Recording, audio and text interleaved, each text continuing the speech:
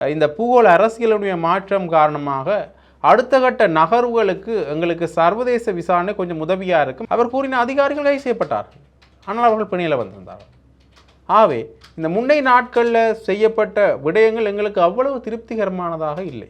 பன்னாட்டு நிபுணத்துவம் பின்பற்றி அகழ்வு பணிகள் முன்னெடுக்கப்பட வேண்டும் எனவும் இந்த உயரிய சபையில் வலியுறுத்தி கொடூரமாக படுகொலை செய்யப்பட்டு புதைக்கப்பட்ட விடயமும் தற்பொழுது அம்பலமாகி இருக்கின்றது.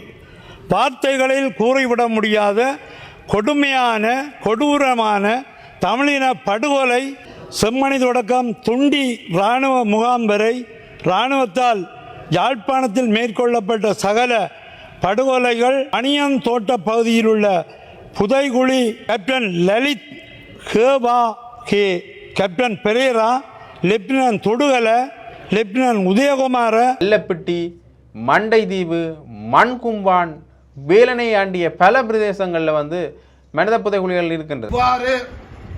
58 தொடக்கம் 60 சடலங்கள் அந்த கிணத்திலும் மண்டதீவு தேவாலயத்துக்கு முன்னால் இப்போது ஆர்சி வித்யாலயம் அமைந்துள்ள கிணத்தில் 7 தொடக்கம் 10 சடலங்கள். இல்லாட்டி நான் சொல்ற இடத்தை நீங்க தோண்டுங்க. உண்மையை கண்டறியும் ஆணைக்குழுவுக்கு கொண்டு வரப்படுற இந்த புதிய சட்டம் மூலம் விடுதலை புலிகள் அமைப்பினருக்கு எதிராக இழைக்கப்பட்ட அநீதிகளுக்கு தீர்வு கூறுகின்ற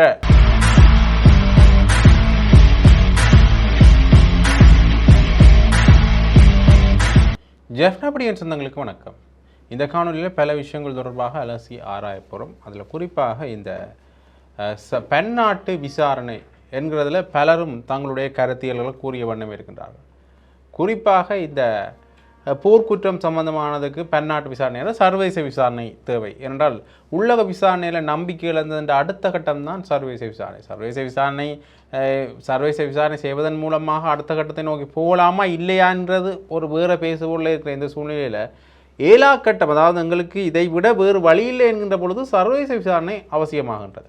அது மட்டும் இல்லாமல் இப்போ இருக்கின்ற இந்த பூகோள மாற்றம், அதாவது பூகோள நாடுகளுடைய இந்த மாற்றம் காரணமாக, இந்த பூகோள அரசியலுடைய மாற்றம் காரணமாக அடுத்த கட்ட நகர்வுகளுக்கு எங்களுக்கு சர்வதேச விசாரணை கொஞ்சம் உதவியாக இருக்கும். அல்லது தமிழர்கள் சம்பந்தப்பட்ட, இலங்கை தமிழர்கள் சம்பந்தப்பட்ட நிலைப்பாடுகளுக்கு இப்போ கொஞ்சம் இந்த பூகோள அரசியல் ஏதுவாக இருக்கின்றது என்ற காரணத்தினால இப்போ இந்த சர்வதேச விசாரணை பலரும் நாடுகிறத காணக்கூடிய மாதிரி இருக்கின்றது. குறிப்பாக செம்மணி மனித புதைகுழி சம்பந்தமான விஷயத்தில் பன்னாட்டு விசாரணை எங்களுக்கு முக்கியமாக தேவை என்று துரைராசா ரவிகரன் அவர்கள் தெரிவித்திருக்கின்றார்.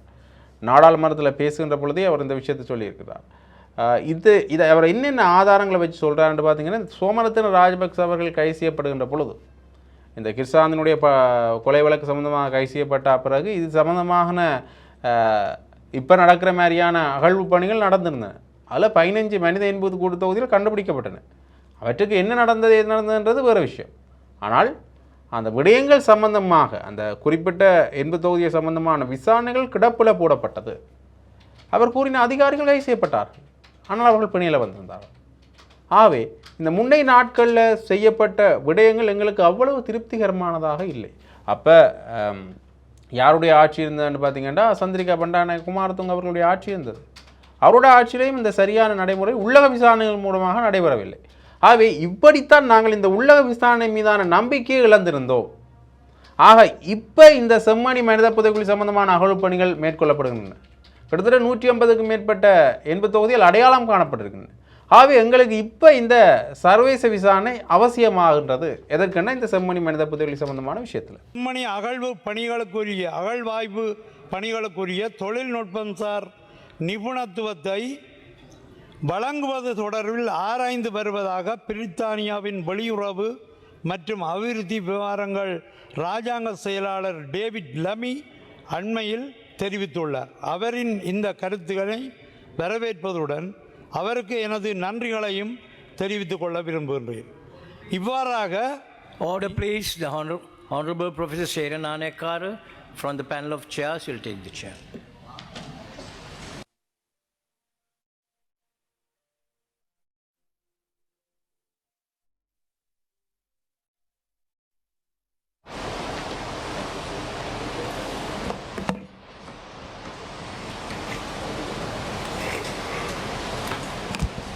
இவ்வாறாக இந்த செம்மணி மனித புதைகுழி விவகாரத்தில் தமது நிபுணத்துவங்களை வழங்குவதற்கு முன்வரும் பன்னாடுகளுக்கு இந்த அரசாங்கம் தமது பூரண ஒத்துழைப்புகளை வழங்குவதுடன் அகழ்வாய்வில் அனைத்து விதமான பன்னாட்டு நிபுணத்துவங்களும் பின்பற்றப்பட வேண்டும் எனவும் கேட்டுக்கொள்கின்றேன்.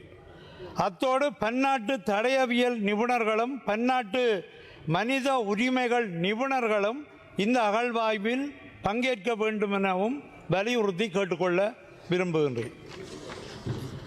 அதேவேளை செம்மணி சிந்துபாத்தி மனித புதைகுழி விவகாரத்துக்கு சுயாதீனமானதும் நம்பிக்கை தன்மை மிக்க பன்னாட்டு நீதி விசாரணையை மேற்கொள்ளுமாறு இவ்வுயரிய சபையினரை கோருகின்றேன்.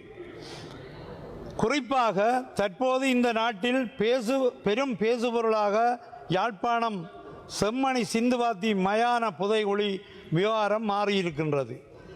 செம்மணி மனித புதைகுழி அகழ்வாய்வுகள் இதுவரை 2 கட்டங்களாக முன்னெடுக்கப்பட்டுள்ளன.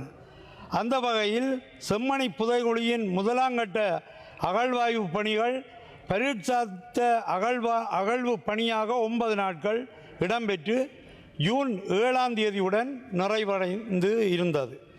அதனைத் தொடர்ந்து 2ஆம் கட்ட மனித புதைகுழி அகழ்வாய்வுகளை மேற்கொள்வதற்கு நீதிமன்றால் 45 நாட்கள் அனுமதி வழங்கப்பட்ட நிலையில் கடந்த ஜூன் மாதம் 26ஆம் தேதி 2ஆம் கட்ட அகழ்வாய்வு பணிகள் ஆரம்பிக்கப்பட்டன.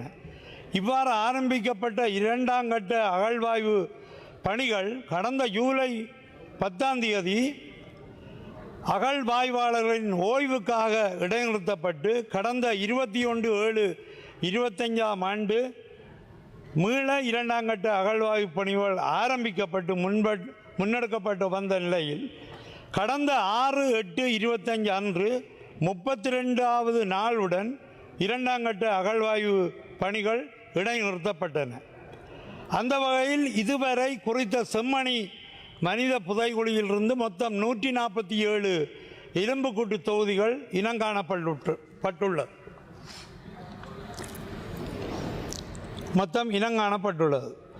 அவற்றிலிருந்து 140 மனித எலும்புக்கூட்டு தொகுதிகள் முழுமையாக அகழ்ந்தெடுக்கப்பட்டுள்ளன. இந்நிலையில் எதிர்வரும் 22ஆம் தேதி மீண்டும் அகழ்வாய்வு பணிகள் முன்னெடுக்கப்பட உள்ளது. மேலும் இந்த அகழ்வாய்வுகளில் ஈடுபடும் தொல்லியல் பேராசிரியர் ராஜ் சோமதேவ கடந்த 14/8/25 அன்று நீதிமன்றத்துக்கு சமர்ப்பித்த அறிக்கையில் அகழ்வாய்வுக்கு இன்னும் குறைந்தது 8 வாரங்கள் தேவைப்படும் என சுட்டிக்காட்டியுள்ளார். அதேவேளை இதுவரை மேற்கொள்ளப்பட்ட குறித்த அகழ்வாய்வுகளில் பெண்கள், சிறார்கள், குழந்தைகள் என பலதரப்பட்டோருடைய எலும்புக்கூடுகள் மீட்கப்பட்டுள்ளதுடன் குழந்தைகள் பால் அருந்தும் போத்தல், சிறார்களின் விளையாட்டு பொம்மைகள், சிறுமிகளின் ஆடைகள், காலணிகள், கண்ணாடி வளையல்கள், பாடசாலை புத்தகம் பை என்பன சான்று பொருட்களாக மீட்கப்பட்டன. இவ்வாறான கொடூரங்களை காணும்போது நெஞ்சமெல்லாம் பதைக்கின்றது, கண்களில் நீர் நிறைகின்றது. மேலும் இதுவரை இனங்காணப்பட்ட 147 மனித எலும்புக்கூட்டு தொகுதிகளில் 90% அதிகமானவை நிர்வாணமாக்கப்பட்டு புதைக்கப்பட்டவை என கடந்த 14ஆம் தேதி சட்ட வைத்திய அதிகாரியால் நீதிமன்றத்துக்கு சமர்ப்பிக்கப்பட்ட அறிக்கை சுட்டிக்காட்டுகின்றது. இதன் மூலம் இங்கு பாரிய குற்றச்செயல்கள் இடம்பெற்றுள்ளன என்பதும் இந்த புதைகுழியில் பெண்கள், சிறுவர்கள், குழந்தைகள் என பல்வேறு தரப்பினரும் மிக கொடூரமாக படுகொலை செய்யப்பட்டு புதைக்கப்பட்ட விடயமும் தற்பொழுது அம்பலமாகி இருக்கின்றது. வார்த்தைகளில் கூறிவிட முடியாத கொடூரமான தமிழின படுகொலை இடம்பெற்றிருக்கின்றது என்பதற்கான மிக முக்கிய ஆதாரமாகவே செம்மணி புதைகுழியை பார்க்க முடிகின்றது. வாக்குமூலம் வழங்குவரை அச்சுறுத்தும் குற்றப்புலனாய்வு திணைக்களம் செம்மணியில் எலும்புக்கூடுகளை அடையாளம் காணும் பணி தொடர்பான விசாரணைகளில் வாக்குமூலங்களை கையளிக்க வரும் மக்கள் குற்றப்புலனாய்வு திணைக்களத்தால் அச்சுறுத்தப்பட்டுள்ளனர். இவ்விடயம் தொடர்பில் கடந்த 14ஆம் தேதி சட்டத்தரணிகளான M.A. சுமந்திரன், K. குருபரன், B. மணிவண்ணன் ஆகியோரால் நீதிமன்றத்திலும் முறைப்பாடு செய்யப்பட்டுள்ளது. இவ்வாறு அச்சுறுத்தி சிரமத்துக்குள்ளாக்கி வாக்குமூலம் அளிக்க பெறும் மக்களை அங்கு வரவிடாமல் தடுக்கும் நோக்குடன் செயல்படும் குற்ற புலனாய்வு திணைக்களத்தின் இச்செயல்பாட்டை வன்மையாக கண்டிக்கின்றேன். இவ்வாறான அச்சுறுத்தல் செயல்பாடுகள் இனிமேல் இடம்பெறக்கூடாதெனவும் கேட்டுக்கொள்கின்றோம். படுகொலையோடு தொடர்புடைய படையினர் தப்பிக்காமல் இருக்க நடவடிக்கை தேவை. கடந்த 1999 யாழ்ப்பாணத்தில் காணாமல் போனோர் குறித்த விசாரிக்க இலங்கை மனித உரிமை ஆணைக்குழுவால் கலாநிதி தேவநேசன் நேசையா தலைமையில் K.H. கமிலஸ் பெர்னாண்டோ, ஜெசிமா இஸ்மாயில், C.M. இக்பால் ஆகிய 4 அடங்கிய விசாரணைக்குழு நியமிக்கப்பட்டது. குறித்த விசாரணைக்குழுவால் 210 பக்கங்களை கொண்ட நீண்ட விசாரணை அறிக்கை கடந்த 2003 அக்டோபர் 28ஆம் தேதி வெளியிடப்பட்டது. அவ்வறிக்கையில் காணாமல் போனவர்களில் பெருமளவானோர் இராணுவத்தினால் கொல்லப்பட்டிருக்கலாம் என குறிப்பிடப்பட்டுள்ளதுடன் படுகொலையுடன் தொடர்புடைய இராணுவ முகாம்கள், இராணுவ அதிகாரிகள், இராணுவத்தினரின் பெயர்களும் அவ்வறிக்கையில் சுட்டிக்காட்டப்பட்டுள்ளன. எனவே இந்த மனித புதைகுழி விசாரணைகள் மும்முரமாக இடம்பெறும் போது அந்த சம்பவங்களுடன் தொடர்புடைய படையினர் தப்பியோட வாய்ப்புள்ளது. எனவே அதற்கு முன்னர் உரிய நடவடிக்கைகளை மேற்கொள்ளுமாறு கேட்டுக்கொள்கின்றேன். சோமரத்ன ராஜபக்ச பன்னாட்டு நீதி விசாரணைக்கு உட்படுத்தப்பட வேண்டும். கடந்த 96ஆம் ஆண்டு காலப்பகுதியில் செம்மணி இராணுவ சோதனை சாவடியில் இராணுவத்தினரால் மேற்கொள்ளப்பட்ட கிருசாந்தி குமாரசாமி படுகொலை வழக்கில் குற்றவாளிகளாக இனங்காணப்பட்ட லான்ஸ் கோப்ரல் சோமரத்ன ராஜபக்ச உட்பட 6 இராணுவத்தினருக்கு ட்ரையல் அட்பேர் நீதிமன்றம் கடந்த 98ஆம் ஆண்டு செப்டம்பர் மாதம் 3ஆம் தேதி மரண தண்டனை வழங்கியிருந்தது. நீதிமன்றத்தின் இத்தீர்ப்பை அடுத்து லான்ஸ் கோப்ரல் சோமரத்ன ராஜபக்ச செம்மணியில் 300 தொடக்கம் 400 வரை மக்கள் கொன்று குவிக்கப்பட்டதாக நீதிமன்றத்தில் தெரிவித்திருந்தார். இவ்வாறு சோமரத்ன ராஜபக்ச நீதிமன்றத்தில் சாட்சியமளித்தமைக்கு அமைய அப்போது மேற்கொள்ளப்பட்ட விசாரணைகள், அதனைத் தொடர்ந்து செம்மணியில் முன்னெடுக்கப்பட்ட அகழ்வு பணிகள், 15 எலும்புக்கூட்டு தொகுதிகளும் மீட்கப்பட்டிருந்தன. பின்னர் இந்த விசாரணைகள் கொழும்பு நீதிமன்றத்துக்கு மாற்றப்பட்டதை தொடர்ந்து இது தொடர்பான வழக்கு விசாரணைகள் கிடப்பில் போடப்பட்டுள்ளன. இந்த நிலையில் இராணுவ லான்ஸ் கோப்ரல் சோமரத்ன ராஜபக்ச அப்போது நீதிமன்றக்கு வழங்கிய சாட்சியத்தை ஆதாரப்படுத்தும் வகையில் தற்போது செம்மணியில் மனித எலும்புக்கூடுகள் மிக அதிக அளவில் இனங்காணப்படுகின்றன. எனவே குறித்த வழக்கு மீள எடுத்துக்கொள்ளப்பட்டு தற்போது மனித புதைகுழி வழக்குடன் தொடர்படுத்தப்பட வேண்டும். யாழ் நீதவான் நீதிமன்ற வழக்கேட்டிலிருந்து கொழும்பு நீதிமன்றத்துக்கு அனுப்பப்பட்ட P2899 என்னும் வழக்கு மீளவும் யாழ்ப்பாண நீதிமன்றத்துக்கு பாரப்படுத்தப்பட நடவடிக்கை எடுக்கப்பட வேண்டும் என கோருகின்றேன். இத்தகைய சூழலில் பன்னாட்டு விசாரணை ஒன்று முன்னெடுக்கப்படும் பட்சத்தில் கடந்த 96ஆம் ஆண்டு காலப்பகுதியில் செம்மணி தொடக்கம் துண்டி இராணுவ முகாம் வரை இராணுவத்தால் யாழ்ப்பாணத்தில் மேற்கொள்ளப்பட்ட சகல படுகொலைகள், பலசேனா தலைமையகம் முதல் இராணுவத்தால் சித்திரவதை கூடங்கள் நடத்தப்பட்ட விதம் பற்றிய விவரங்கள், மணியன் தோட்ட பகுதியில் உள்ள புதைகுழி உள்ளிட்ட விடயங்கள் தொடர்பிலும் சாட்சியமளிக்க தயாராக இருப்பதாக அண்மையில் இராணுவ லான்ஸ் கோப்ரல் சோமரத்ன ராஜபக்ச தெரிவித்துள்ளார். அப்போதைய அரசு தலைவர் சந்திரிகா அம்மையார், அப்போதைய பாதுகாப்பு செயலாளர் உள்ளிட்ட தரப்பினரும் இத்தகைய வதை முகாம்கள் அறிந்திருப்பதாகவும் குறிப்பிட்டார். அக்கால பகுதியில் இத்தகைய குற்றச்செயல்களில் ஈடுபட்டவர்களாக 7வது படை தலைமையகத்தின் புலனாய்வு அதிகாரிகளான கேப்டன் லலித் ஹேபா கே, captain Perera, lieutenant Thodugala, lieutenant Udayakumara ஆகியோருடன் போலீஸ் பரிசோதகர்களாக அப்துல் ஹமீத் நசார், சமரசிங்க ஆகியோரின் பெயர்களும் சுட்டிக்காட்டப்பட்டுள்ளன. எனவே இந்த செம்மணி சிந்துபாத்தி மனித புதைகுழிக்கு விவகாரத்துக்கு தலையீடுகளற்ற சுயாதீன பன்னாட்டு நீதி விசாரணை மேற்கொள்ளப்பட வேண்டும். அந்த பன்னாட்டு நீதி விசாரணைகளில் லான்ஸ் கோப்ரல் சோமரத்ன ராஜபக்சவின் சாட்சியங்களும் புறப்பட வேண்டும் என இந்த உயரிய சபையை கோருகின்றேன். அவ்வாறு மேற்கொள்ளப்படுகின்ற பன்னாட்டு நீதி விசாரணைக்கு இந்த அரசானது தனது முழுமையான ஒத்துழைப்பை வழங்க வேண்டும் என எமது பாதிக்கப்பட்ட மக்களின் பிரதிநிதியாக கேட்டுக்கொள்கிறேன். நம்புகின்றோம் உங்களுடைய அரசை இதுக்கு சரியான முடிவை நீங்கள் எடுத்து தருவீர்கள் என்று.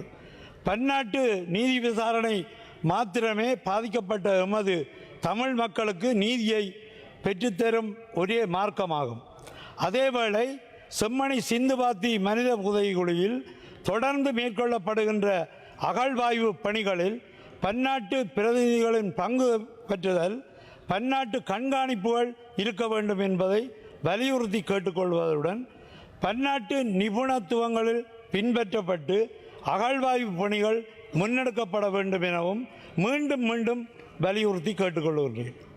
இதோடு கொக்கு தொடுவாய் மனித புதைகுழிக்கும் பன்னாட்டு நீதி விசாரணை தேவை. இது இவ்வாறு இருக்க இன்னொரு முக்கியமான விஷயம், குறிப்பாக இந்த செம்மணி மனித புதைகுழி மட்டுமே மனித புதைகுழி அல்ல. அந்த மனித புதைகுழிக்கான நீதி வேணும். ஆனால் இது மாத்திரமில்லாமல் குறிப்பாக அல்லப்பிட்டி, மண்டைதீவு, மண்கும்பான், வேலனை ஆண்டிய பல பிரதேசங்களில் வந்து மனித புதைகுழிகள் இருக்கின்றது. 90ல் நடந்த விடயங்களில் இந்த மனித புதைகுழி சம்பந்தமாக பேசப்பட்டது. ஆனால் சரியான நடைமுறையோ அல்லது விசாரணைகளோ இங்கே மேற்கொள்ளப்படையில்லை. குறிப்பாக இது சம்பந்தமான விடயங்கள் நிறைய இருக்கின்றது. அது சம்பந்தமான விசாரணைகள் மேற்கொள்ளப்படணும் என்று வேலையை நடந்த இந்த பிரதேச சபையினுடைய கூட்டத்தில் இந்த விஷயத்தை சொல்லியிருக்கின்றார். நன்றி. உண்மையாகவே செம்மணியில் மனித புதைக்குழி அகழ்வாராய்ச்சிகள் நடைபெற்று கொண்டிருக்கின்ற தருணத்தில் கௌரவ பாராளுமன்ற உறுப்பினர் சிவஞானம் ஸ்ரீதரன் அண்ணே அவர்கள் தீவை சொந்த இடமாக கொண்டவர், தீவ மக்களுக்கு பாரிய சேவைகளை ஆற்றியவர் என்ற அடிப்படையில் தீவகத்திலும் அதாவது மண்டதீவிலும் மனித புதைக்குழிகள் இருக்கு என்று பாராளுமன்றத்தில் தெரிவித்த போது தற்போது அரசாங்கத்தில் நீதி அமைச்சராக இருக்கின்றவர் அவ்வாறு ஒன்றும் இல்லை, அது காது வழி வந்த தகவல், ஆதாரமற்ற தகவல் என்று கூறி அந்த விடயத்தை மழுங்கடித்து இருட்டடிப்பு செய்திருந்தார். உண்மையாகவே சரியாக இன்றைக்கு 35 வருடங்களுக்கு முன்னர், அதாவது 1990ஆம் ஆண்டு 8ஆம் மாதம் இதே மாதம் 25ஆம் திகதி மாலை பொழுதில் மண்டதீவில் ராணுவம் ஊடுருவுகிறது. அந்த இடத்தில் மண்டதீவு, அல்லப்பிட்டி, மங்கும்பான் பகுதிகளை சேர்ந்த 100கணக்கான இளைஞர்கள் கைது செய்யப்படுகிறார்கள். கைது செய்யப்பட்டவர்களில் இதுவரை 84 பேர் இதுவரை எங்கவென்றே தெரியவில்லை, காணாமலாக்கப்பட்டுள்ளார்கள். மிகுதி சிறு எண்ணிக்கையானவர்கள் அந்த மண்டதீவில் அந்த கால பகுதியில் மொரட்டுவையை சேர்ந்த ஒரு சிங்கள பெண்மணி இருந்ததாகவும் அந்த சிங்கள பெண்மணி ராணுவத்தினருடன் கதைத்து சில பேரை விடுதலை செய்ததாகவும் ஓரிருவரை முன்னாள் அமைச்சராக இருந்த டக்ளஸ் தேவானந்தா அவர்கள் விடுதலை செய்ததாகவும் மற்றவர்கள் அனைவரும் கொல்லப்பட்டு கிணறுகளில் போடப்பட்டுள்ளார்கள். 3 கிணறுகள் இருந்தது. உண்மையாவே மண்டதீவில் 3 மனித புதைகுழிகள் இருந்த இடத்தில் மீள்குடியேறிய கால பகுதியில் மண்டதீவு கிழக்கு தெரு 1ஆம் வட்டாரத்தில் முத்துமாரி அம்மன் கோயிலுக்கு முன்னால் உள்ள கிணற்று வேலை செய்யும் போது அங்கே 6 மனித சடலங்கள், கைகள் கட்டப்பட்டு கால்கள் கட்டப்பட்ட நிலையில் 6 மனித சடலங்கள் கண்டெடுக்கப்பட்டன.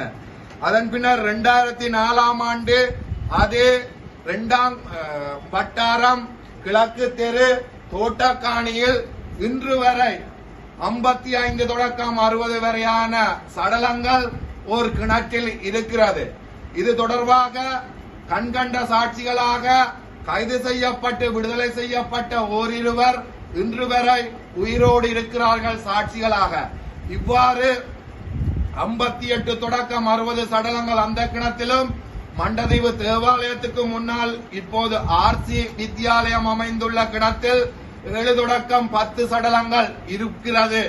இதற்கு அச்சமயத்தில் இவர்களை கிணத்தில் போடும்போது கைது செய்யப்பட்டு பின்னர் விடுதலையான ஓரிருவர் இன்று வரை உயிரோடு இருக்கிறார்கள்.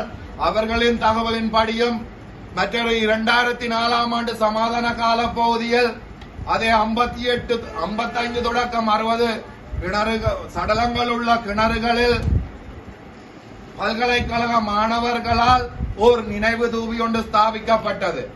ஏனென்று சொன்னால் அதில் மனித புதைகுழி உள்ளது என்றதை உறுதிப்படுத்தித்தான் அதில் மங்கும்பானை சேர்ந்த 3 பேர், அல்லப்புட்டியை சேர்ந்த 8 பேர், மிகுதி மண்டதீவை சேர்ந்தவர்கள் என்று அவர்கள் கைதாகி விடுதலையானவர்களின் 35 வருடங்களுக்கு முதல் நடந்த விடயம் என்றாலும் அவர்கள் தங்கள் ஞாபகத்தில் இருக்கிற விடயத்தை தெரிவித்திருந்தார்கள். அவ்வாறு நினைவு தூவி கட்டப்பட்டதும் பின்னர் சமாதானம் குழம்பிய கால போதில் அந்த நினைவு தூவியும் தரைமட்டமாக்கப்பட்டுள்ளது. எனவே எமது பிரதேசத்தில், அதாவது எமது பிரதேசத்திலும் இன அழிப்பு நடந்தது என்றதையும் அந்த இன அழிப்பை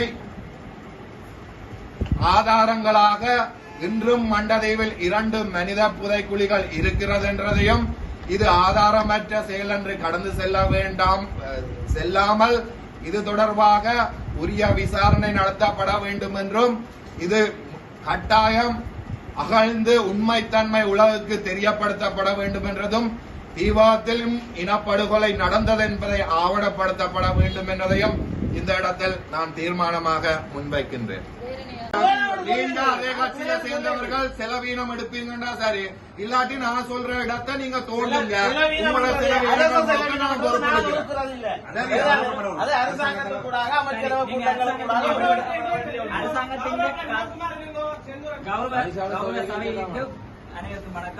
இதுல அவர் நிறைய விடயங்களை சொல்ற. வெறுமனே இந்த மனித புதைகுழிகள் சாதாரணமானவை அல்ல. பலர் இதற்கு சாட்சியங்களாக இருக்கின்ற அதே நேரத்தில் கொல்லப்பட்டதற்கான ஆதாரங்கள் நிறைய இருக்கு. சாதாரணமாக கிணத்துல கூட இப்போ பார்த்தீங்கன்னா மனித இன்ப சிதிலங்களை பார்வையிட முடியும் என்கின்ற பொருள்பட அவர் தன்னுடைய கருத்தியலை இந்த விடயம் தொடர்பாக முன்வைத்திருக்கின்றார். இதற்கு பிறகு சபையில் பலர் தங்களுடைய ஆமோதித்த கருத்துக்களையும் குறிப்பிட்டிருந்தார்கள். இதை இவர் மட்டுமே கூறல, ஸ்ரீதரன் அவர்கள் கூட இந்த மண்கும்பான் மற்றும் மண்டதீவு விஷயங்களை பேசியிருந்தார். அதற்கான நீதியும் கிடைக்கணும் என்ற பேரில் இவருடைய கருத்தை ஆமோதித்து பலரும் தங்களுடைய கருத்துக்களை அந்த சபையில் கூறியிருந்தார்கள். உண்மையை இந்த விஷயத்தை சொன்ன பிறகு சபை ஒரு அமளி துமளியாக செயற்பட்டது. பலரும் இதற்கான கருத்தியலை தொடர்ந்து கூறிய வண்ணமே இருந்தார்கள். எதிர்ப்பிலைகள் எழுந்திருந்தாலும் கூட பலரும் இதற்கு ஆமோதித்த கருத்துக்களையும் கூறிய வண்ணம் இருந்ததை பார்க்கக்கூடிய மாதிரியே இருந்தது. சரி, இது இவ்வாறு இருக்க இன்னொரு முக்கியமான விஷயம் என்று பார்த்தீங்கன்னா, இந்த உண்மையை கண்டறியும் ஆணைக்குழு என்கின்ற ஒரு விடயம் இந்த உள்ளக விசாரணை சம்பந்தமான விடயத்தில் ஒன்று இருக்குது இலங்கையில்.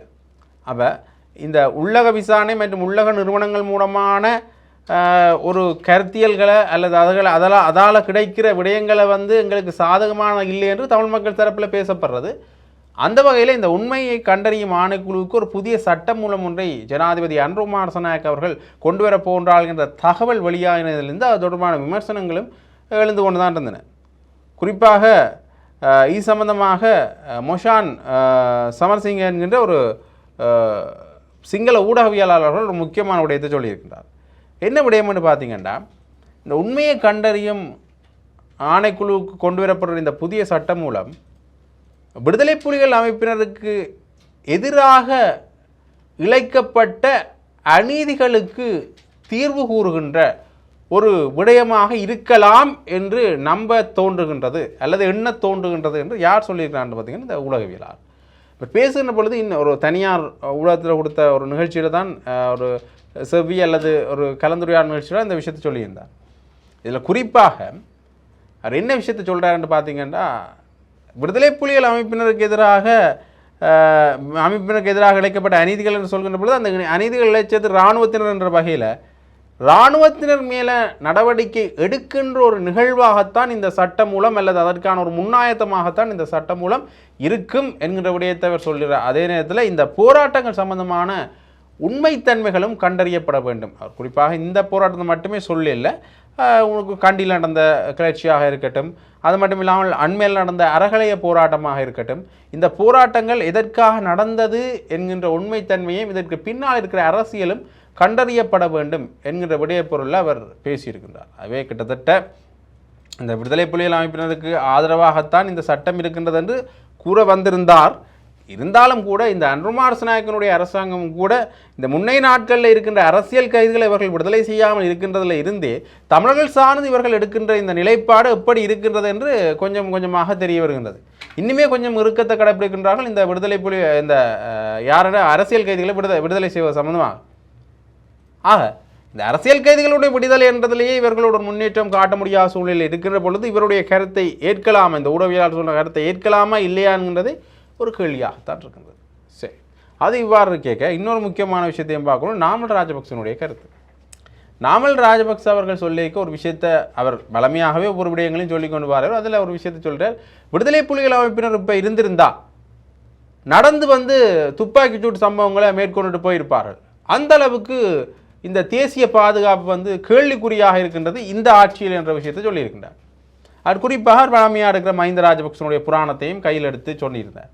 என்ன பார்த்தீங்கன்னா, முன்னைய நாட்களில் 2009 கால பகுதியில் யாராலையும் செய்ய முடியாத ஒரு விடயத்தை மஹிந்த ராஜபக்ச அவர்கள் செய்தார். சந்திரிகாவால் செய்ய முடியாத விடயத்தை, அதுக்கு முன்னால் இருந்த பல ஆட்சியாளர்களால் செய்ய முடியாத விடயத்தை, முன்னால் இருந்த பல பாதுகாப்பு படையினரால் செய்ய முடியாத விடயத்தை மஹிந்த ராஜபக்ச செய்தார். விடுதலை புலிகள் அமைப்பினரை முடிவுக்கு கொண்டு வந்தார். அது யுத்தத்தை நடத்தி அந்த ஒரு இலங்கைக்கான விடுதலையை கொண்டு வந்தார் என்ற பொருள்பட்டு சொல்லியிருந்தார். அது மட்டும் இல்லாமல் அதற்கு பிறகு வந்த ஆட்சியாளர்கள் 2015ஆம் ஆண்டுக்கு பிறகு நாட்டில் ஒரு ஸ்திரத்தன்மை இல்லாத நிலைமை தான் இருக்குது. முன்னைய நாட்களில் எல்லாரும் சொன்னார்கள், இந்த அவர் சொல்கிற விஷயத்தை சொல்கிறேன், முன்னைய நாட்கள் எல்லாரும் சொன்னார்கள் இந்த ராஜபக்சனுடைய ஆட்சியில் அமைச்சுக்கள் எல்லாத்தையும் ராஜபக்சக்கள் தங்களுடைய கைதில், குறிப்பாக அவருடைய குடும்ப உறுப்பினர்கள்லாம் அதில் இருந்தார்கள், அது எல்லாருக்குமே தெரிஞ்ச விஷயம், தங்களுடைய கைகளை வச்சிருந்ததால் தான் ஒன்றுமே செய்ய முடியவில்லை என்ற விடயத்தை அது ஒரு விமர்சனமாகவும் குற்றச்சாட்டாகவும் இன்றளவிலும் முன்வைக்கப்படுகிற ஒரு விடயம் தான் குடும்ப அரசியல் நடத்தினார்கள் என்றது. அதை நாமல் ராஜபக்ச எப்படி சொல்லியிருக்கிறாருண்டா, இப்போ இவர்கள் இந்த குடும்ப ஆட்சி நடத்தினார்கள் என்ற விமர்சனத்தை முன்வைத்து கொண்டிருக்கின்றார்கள்.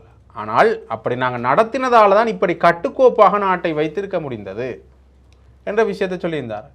அப்போ இதுக்கு கட்டுக்கோப்பாக நாட்டை வைத்திருக்க முடிந்தது என்ற விஷயத்தை நாங்கள் இன்னொரு பயத்திலையும் பார்க்கலாம் என்று பார்த்தீங்கன்னா, மிகப்பெரிய ஒரு ஆட்சி கவிழ்ப்பு நடந்ததும் இந்த கோட்டபாய ராஜபக்சனுடைய காலத்தில் தான். பிரதமராக மஹிந்த ராஜபக்ச இருந்தார். அப்போ அதுக்கு மேலே ஒரு முட்டுக்கட்டை கொண்டு போடுற கோட்டபாய ராஜபக்ச காலத்திலையும் புலனாய்வு பிரிவினர் சில தகவல்களை சொல்லியிருந்தார்கள். ஆனால் கோட்டபாய ராஜபக்ச அவர்களுடைய அந்த ஆலோசனை அதிகாரிகள் வந்து இதை ஏற்க மறுத்துட்டார்கள். இது தொடர்பான அடுத்த கட்ட நடவடிக்கைகள் நகர இல்லை என்ற விஷய பொருள் சொல்லியிருந்தார். ஆகவே இந்த அறகலைய போராட்டம் சம்பந்தமாகவும் இதில் பேசப்பட்டிருக்கலாம். இவர்கள் பேசாமல் விட்டபடியாத்தான் இந்த விஷயம் நடந்தது என்ற விஷய பொருளை அவர் சொல்ல, கிட்டத்தட்ட கோட்டபாய ராஜபக்ச மேலேயும் ஒரு இலேசான குற்றச்சாட்டை இவர் முன்வைக்கின்றார். ஏற்கனவே உங்களுக்கு தெரியும், இந்த கோட்டபாய ராஜபக்ச மஹிந்த ராஜபக்சவுக்கு இடையிலான இந்த முரண்பாடுகள் தொடர்ந்து இடம்பெற்று கொண்டிருக்கின்றன. இந்த முரண் எப்போ முடிய போகுது என்ற கேள்விகள் இப்போ வரைக்குமே இருக்குது. ஏதோ ஒரு பனிப்போர், நேரடியாக இல்லாவிட்டாலும் பனிப்போர். இப்போ ஓரளவுக்கு கோட்டபாய ராஜபக்ச அரசியலை விட்டு நீங்கி இருக்கின்றார், அல்லது அரசியல் பேசுவதில்லை. இப்போ அப்படி எடுத்துக்கொள்ளலாம், அரசியல் பேசுவதில்லை. ஆகவே அந்த வகையில் நாமல் ராஜபக்சனுடைய இந்த கருத்தை அதை உறுதி செய்வதாகத்தான் இருக்கின்றது. ஆகவே மீண்டும் ராஜபக்சக்கள் என்றது இப்போ சிங்கள மக்கள் மத்தியிலேயே ஒரு புளித்து போன விடயமாக மாறியிருக்கின்ற இந்த சூழ்நிலையில் இவர் இப்படி சொல்லியிருக்கிறது உண்மையே ஒரு ஒரு ஒரு வேடிக்கையாக பார்க்கப்பட ஒரு விடயமாகத்தான் இருக்கின்றது. சரி, அதை கடந்து போனால் இன்னொரு முக்கியமான விடயம், கோட்டபாய ராஜபக்ச காலத்திலேயும் மற்றும் நல்லாட்சி என்று கூறப்படுகின்ற காலத்திலேயும் ஒரு மிகப்பெரிய விடயமாக இருந்து நல்லாட்சியில் இதற்கான நீதியும் கிடைக்காத ஒரு விஷயமாக இருந்தது என்னென்னு பார்த்தீங்கன்னா, திருகோணமலையினுடைய வதை முகாம். திருவோணமலையில் வதை முகாம் சம்பந்தமாக அண்மையில் பல தகவல்கள் வெளியாக இருந்துங்கன்னா, இந்த கேன்சைட் வதை முகாமில் 100க்கும் மேற்பட்டவர்கள் சித்திரவதைக்குள்ளாக்கப்பட்டிருந்தார்கள், சிலர் கொல்லப்பட்டிருந்தார்கள், சிலர் இதில் ரிலீஸ் ஆகியிருந்தார்கள் என்ற விடயமெல்லாம் பேசப்பட்டிருந்தது. ஆனால் இதில் குறிப்பாக பேசப்பட்ட விடயம் கொழும்பில் காணாமலாக்கப்பட்ட 11 மாணவர்கள். அந்த மாணவர்களுக்கு என்ன நடந்தென்ற விடயம் இன்றளவிலும் பெரிதாக பேசப்படவில்லை. குறிப்பாக அந்த மாணவர்களுடைய பெற்றோர்களோட பேசுவதற்கான வாய்ப்புகள் அந்த மாணவர்களுக்கு வழங்கப்பட்டது. அதிலிருந்து வந்த தகவல்கள் தொடர்பாக நாங்கள் பல விஷயங்களை மேற்கொண்டோம் என்று அது யார் சொல்லியிருக்கிறார் என்று பார்த்தீங்கன்னா அச்சுலா செனவிரத்தின என்று அந்த பெற்றோர்களுக்கு ஆதரவாக ஆஜராகின சட்டத்தண்ணி. முன்னைய காலகட்டங்களில் இதில் பேசப்பட்டது தமிழ் மக்கள்லாம் இதில் இருக்கின்றார்கள். நான் உண்மையிலேயே இதில் தமிழ் மக்கள் மட்டும் இல்லை, இராணுவத்தினருடைய பிள்ளைகள் இருக்கின்றார்கள், முஸ்லீம் இளைஞர்கள் இருக்கின்றார்கள், சிறுபான்மையினர் இதில் அதிகமாக இருக்கின்றார்கள் தான். அது மட்டும் இல்லாமல் இதில் கடத்தப்பட்டு கொண்டு போன ஆக்கள் எல்லாருமே குற்ற பின்னணி உள்ளாக்கள்னு சொல்லியிருந்தார்கள். பிறகு விசாரணைக்கு பிறகு அவர்கள் மேலே எந்த ஒரு குற்ற பின்னணியும் இல்லை என்ற விஷயமும் சொல்லப்பட்டது. ஆக இந்த 11 மாணவர்களுக்கு என்ன நடந்தது என்ற ஒரு மிகப்பெரிய கேள்வி இருக்கின்ற சூழ்நிலையில் முன்னைய காலகட்டங்களில் அதை நாங்கள் மிகப்பெரிய அவலத்துக்கு மத்தியில் தான் நடத்தினோம். ஏன்டா அப்போ வெள்ளை வேன் பிரச்சனையும் இருந்தது.